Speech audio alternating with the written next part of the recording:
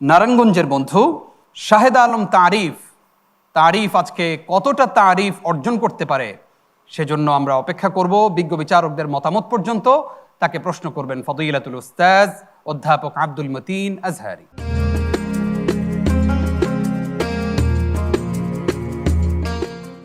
আসসালামু আলাইকুম ওয়া রাহমাতুল্লাহি ওয়া বারাকাতুহু।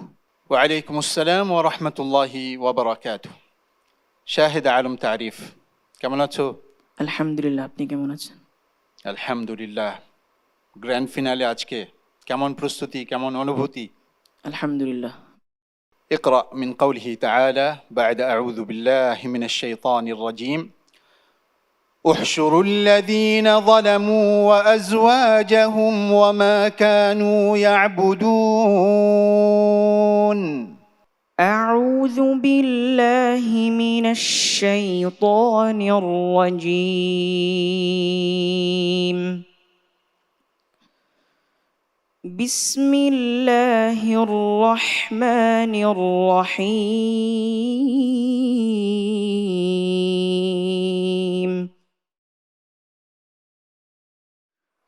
احشروا الذين ظلموا وأزواجهم وما كانوا يعبدون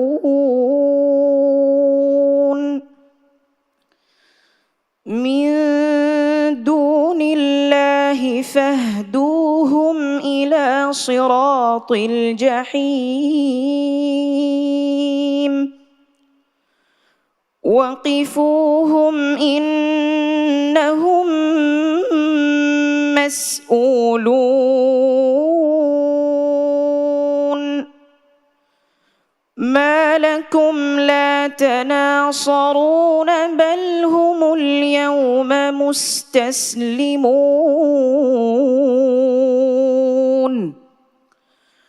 وأقبل بعضهم على بعض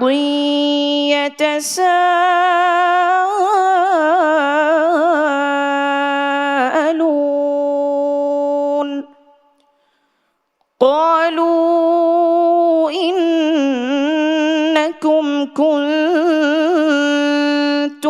تأتوننا عن اليمين قالوا بل لم تكونوا مؤمنين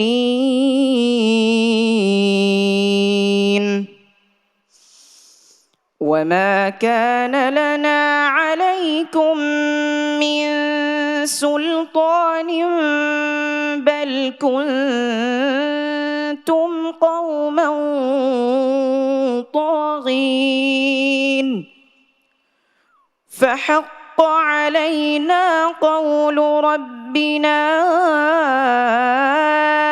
إنا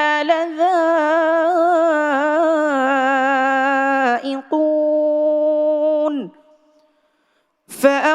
فأغويناكم إنا كنا غاوين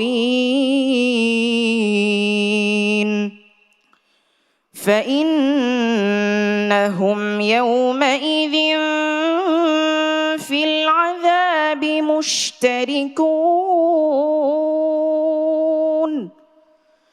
إنا كذلك نفعل بالمجرمين إنهم كانوا إذا قيل لهم لا إله إلا الله يستكبرون. فتح الله عليك. صدق الله العظيم.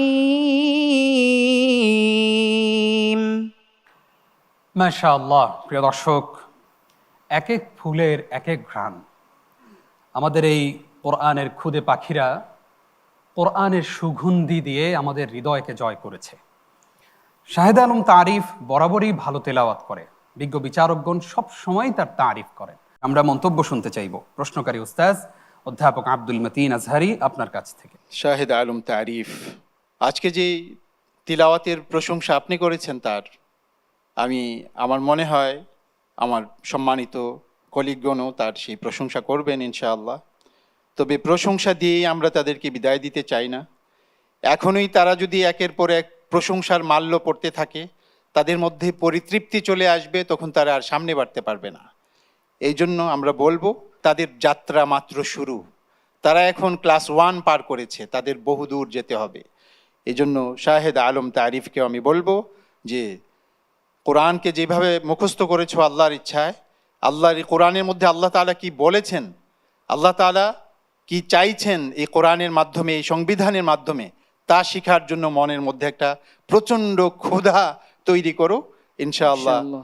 দেশ বিদেশে বিভিন্ন শিক্ষা প্রতিষ্ঠানে পড়াশোনার মাধ্যমে জগৎ খ্যাত একজন ভালো আলেমে পরিণত হবে, একজন দায়ী হবে। আল্লাহ পাক তোমাকে কবুল করুন। আমিন। আমরা মন্তব্য শুনতে চাই ওস্তাজ কারি মোহাম্মদ আব্দুল্লাহ আপনার কাছ থেকে। ما شاء الله شاهد عالم بارك الله فيك فتح الله عليك أسأل الله العظيم أن يتقبل تلاوتك ويبارك في حياتك আমিন। ويسهل أمورك আমিন। ما شاء الله ما شاء الله ما شاء الله আমরা অভিভূত, আপ্লুত, বিমুগ্ধ, স্পেল বাউন্ড তোমার তেলাওয়াতে। আলহামদুলিল্লাহ। আলহামদুলিল্লাহ। তো আমি নিজেকে গর্ববোধ করছি, আমি খুবই সম্মানিত বোধ করছি এই অনুষ্ঠানে থাকতে পেরে। সব মিলিয়ে এটা একটা অনন্য অনুষ্ঠান ছিল। বারাকাল্লাহু ফিক, বারাকাল্লাহু ফি হায়াতাক ওয়া জাযাকুমুল্লাহ খায়রান। আমরা এবার মন্তব্য শুনতে চাই ওস্তাজ আবু সালেহ মোহাম্মদ মুসা আপনার কাছ থেকে। মাশাআল্লাহ শাহেদ আলম তারিফ। সবসময় বলে থাকি তারিফ করার মতোই সে একটি তেলাওয়াত আমাদেরকে শুনিয়ে যায় সবসময়। ওস্তাদ যে কথা বললেন তার সাথে তাল মিলিয়ে আমি বলছি, এই প্রতিযোগিতায় সেরা 32 যারা এসেছিল প্রত্যেকেই এক একজন বিস্ময়কর বালক, প্রত্যেকেই প্রতিভাবান। এবং আমি এই পর্যন্ত যত প্রতিযোগিতায় অংশগ্রহণ করেছি মিনহাজুল কোরআন ছাড়া, এই মঞ্চের মতো এত ট্যালেন্ট কোনো প্রতিযোগী আমি কোনো মঞ্চে পাইনি। আলহামদুলিল্লাহ। আমি দোয়া করি শাহেদ আলম তারিফের মতো সন্তান ঘরে ঘরে হোক, সে দেশের রাহবার হোক, দেশের সম্মানকে সে বিশ্বের দরবারে উঁচু করে ধরুক। আল্লাহ পাক তৌফিক দান করুন, আমিন। আল্লাহুম্মা আমিন।